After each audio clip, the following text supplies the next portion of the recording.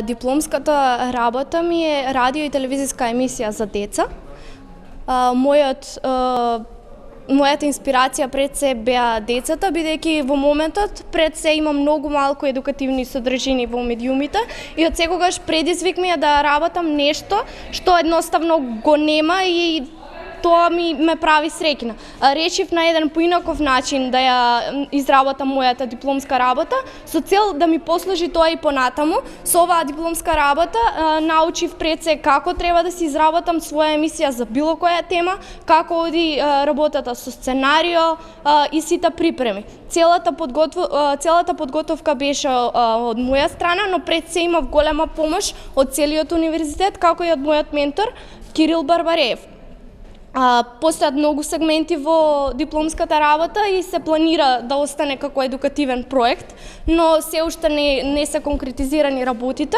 Има повеќе работи, значи театар на сенки имаме поучна приказна и многу едукативни содржини. Се надевам ќе им се допадне особено на најмладите. Во моментот емисијата е за кирилицата и за азбуката, но се планира да продолжиме понатаму со секаков вид на едукативни содржини, кои се надевам дека ќе бидат пред се од кориси на наставниците во понатамошниот едукативен материјал кој го предаваат.